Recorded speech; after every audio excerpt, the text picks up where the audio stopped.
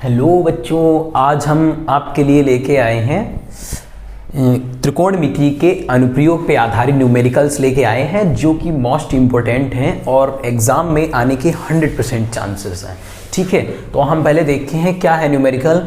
कह रहा है कि एक पेडिस्टल है, उस पर कह रहा है कि 1.6 मीटर ऊंची मूर्ति लगी है। पेडिस्टल क्या होता है पहले उसके बारे में जानते हैं।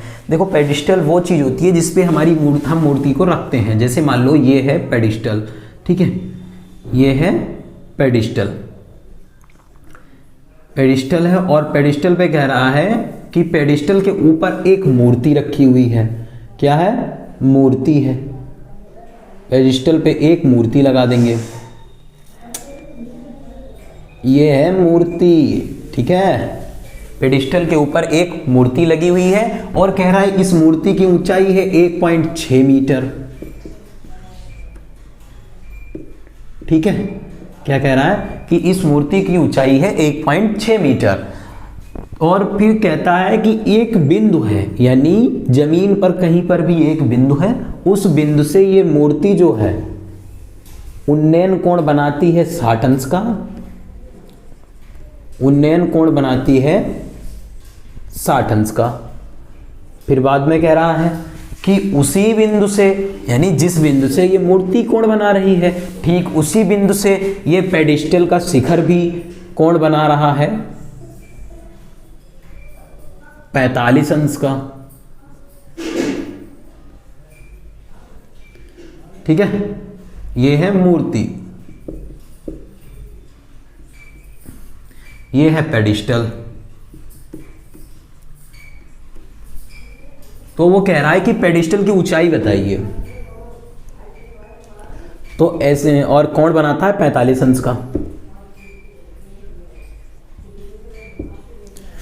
क्या है? एक मूर्ति, एक जिसकी ऊंचाई है 1.6 मीटर और जो कि पेडिस्टल के ऊपर रखी हुई है। और पेडिस्टल कह रहा है कि मूर्ति का जो शिखर है वो भूमि पर एक बिंदु है, मान लिया ए है, ए से कोण बना रही है 60 अंश का, उन्नयन कोण बना रही है। उन्नयन कोण जो होता है वो हमेशा नीचे से ही देखते हैं हम उसको, अवनमन कोण में ऊपर से देखा जाता है। तो जैसे यहाँ से वो भूमि से कितने का कोण बना रही है? 60 अंश का कोण बना रही है। और ठीक जो पेडिस्टल है उसका शिखर उसी बिंदु से 45 अंश का कोण बना रहा है। तो वो पूछ रहा है कि जो हमारा पेडिस्टल है यानी इसकी ऊंचाई क्या है। तो सबसे पहले ऐसे न्यूमेरिकल्स को सॉल्व करने के लिए हम मान लेंगे कि हमारे पेडिस्टल की ऊंचाई स्मॉल h है। ठीक है, सॉल्यूशन इसका देखते हैं। माना पेडिस्टल की ऊंचाई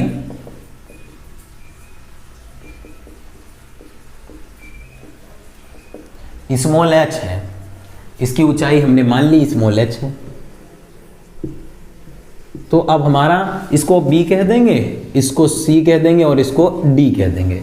अब यहाँ से B और C कितना? स्मॉल h है और C से D कितना है? 1.6 मीटर है। तो टोटल BD कितना हो जाएगा?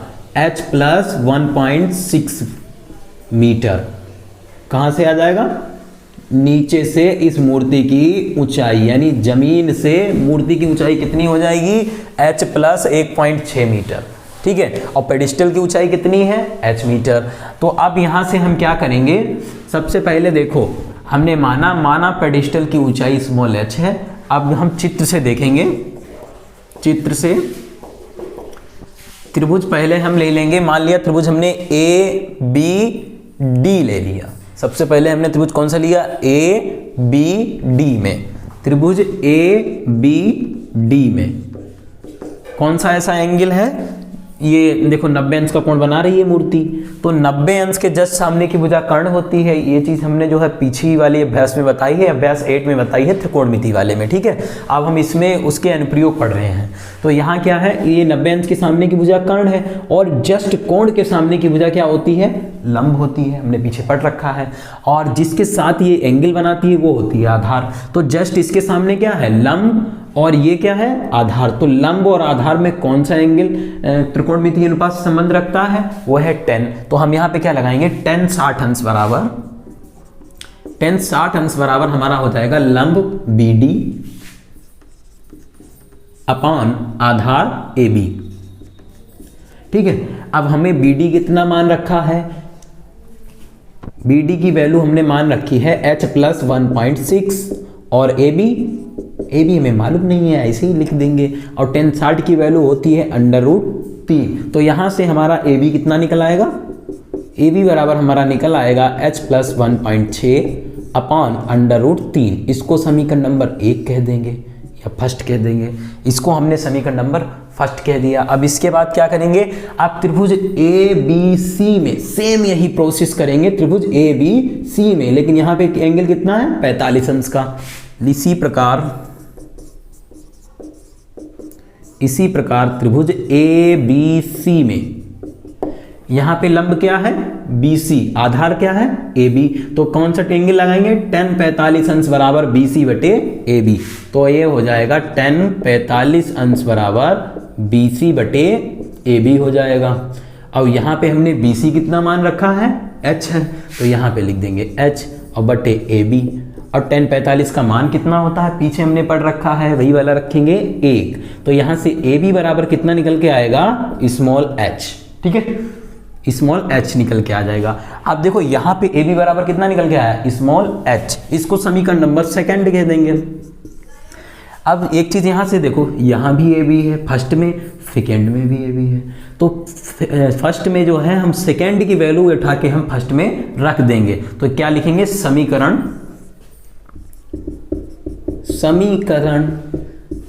फर्स्ट व सेकेंड से, ठीक है। अब यहाँ पे AB बराबर कितना है h, तो कितना आ जाएगा h बराबर h प्लस 1.6 अपॉन √3, तिरछी गुणा कर देंगे तो ये आ जाएगा √3h बराबर h प्लस 1.6। h को इधर ले आओ तो h कॉमन ले लेंगे, √3 माइनस 1 बराबर 1.6। तो यहाँ से h बराबर हमारा निकल के आ जाएगा 1.6 अपॉन √3 माइनस 1। अब इसका क्या करेंगे हम परिमीकरण कर देंगे, यहाँ पे आंसर छोड़ देंगे तब भी सही है, लेकिन परिमीकरण कर देते हैं √3 प्लस 1 अपॉन √3 प्लस 1। परिमीकरण में जो होता है कि ये वाला जो है इसमें चिन्ह बदल के हम गुणा भाग कर देते हैं, तो ये हमारा ऊपर आ जाएगा 1.6 √3 प्लस 1 और अपान में आ जाएगा √3 की गुणा आ जाएगी 3 माइनस 1, यानी ये निकल के आ जाएगा 1.6 √3 प्लस 1 बटे 2। इसको काट देंगे तो ये हमारा आंसर आएगा 0.8 √3 प्लस 1। यही है हमारा आंसर। 2 8 16 काट देंगे 0.8 √3 प्लस 1 हमारा आंसर आ जाएगा, ठीक है। इस प्रकार से ये न्यूमेरिकल हम सॉल्व करेंगे। अगला न्यूमेरिकल है कि एक टावर है, एक टावर, ठीक है, और कह रहा है कि एक टावर के आधार से जाती हुई एक सड़क है,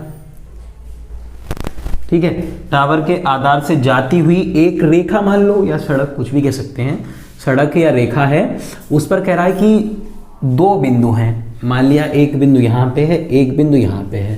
कह रहा है कि जो कोण है वो एक दूसरे के कोटिपूरक हैं, यानी अगर एक कोण हमारा क्या होगा थीटा होगा तो हमारा दूसरा कोण 90 माइनस थीटा हो जाएगा। जैसे मान लो अगर हम इसको एंगल थीटा मान लेते हैं, इस बिंदु पे एंगल अगर हम थीटा मान लेते हैं तो दूसरा कोटिपूरक कोण क्या हो जाएगा 90 माइनस थीटा हो जाएगा, ये नहीं ये हो जाएगा 90 माइनस थीटा, ठीक है।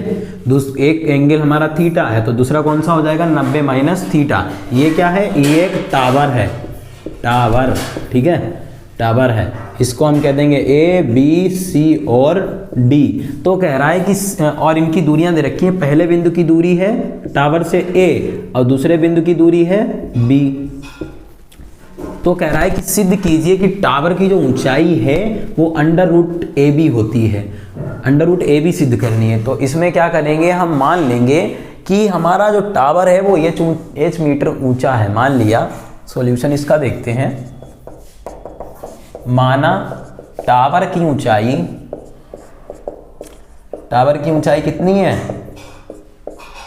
स्मॉल h मीटर है, ठीक है, मान लो ये मान ली h मीटर है, टावर की ऊंचाई है h मीटर। टावर की ऊंचाई हमने h मीटर मान ली, तो वो क्या कह रहा है कि सिद्ध कीजिए टावर की ऊंचाई जो है अंडर रूट ए बी होती है। ये हमें सिद्ध करना है। कैसे सिद्ध करेंगे? सबसे पहले देखो त्रिभुज ए सी डी में देखते हैं, चूंकि चित्र से देखते हैं, चित्र से त्रिभुज ए सी डी में, ए सी डी में, त्रिभुज ए सी डी में देखेंगे जो हमारा यहाँ पे देखो लंब क्या है? सी डी है, आधार क्या है? ए सी है, ठीक है। तो लंब क्या है? C D. लंब और आधार में क्या संबंध होता है? Tan theta. तो यहाँ पे टेन कितना है? 90 माइनस थीटा, यानी 10 90 अंश माइनस थीटा बराबर क्या हो जाएगा? सी डी बटे ए सी हो जाएगा, ठीक है, सी डी बटे ए सी। तो यहाँ पे 10 90 माइनस थीटा, एक हमने पीछे फार्मूला पढ़ रखा है त्रिकोणमिति वाले में, अभ्यास 8 में हमने पढ़ रखा है कि 10 90 माइनस थीटा जो होता है वो क्या होता है? हमारा कॉट थीटा होता है। तो ये क्या हो जाएगा? Cot theta. और यहाँ पे सी डी हमने कितना मान रखा है? स्मॉल एच मान रखा है, और ए सी कितना है? बी है। तो यहाँ पे कोट थीटा बराबर कितना आ गया? h अपॉन बी आ गया। इसको हम समीकरण नंबर फर्स्ट मान लेंगे, ठीक है। अब इसी प्रकार समीकरण नंबर त्रिभुज त्रिभुज बी सी डी में देखते हैं। इसी प्रकार त्रिभुज बी सी डी में, इसमें एंगल tan थीटा बराबर मान लेंगे। tan थीटा बराबर कितना आ जाएगा? सी डी बटे बी सी, सी डी बटे बी सी, ठीक है। अब यहाँ पे सी डी कितना है? स्मॉल h, और बी सी कितना है? Small a। समीकरण नंबर सेकेंड मान लेंगे। अब यहाँ पे समीकरण फर्स्ट व सेकेंड की गुणा कराएंगे। समीकरण फर्स्ट को सेकेंड से गुणा कराने पर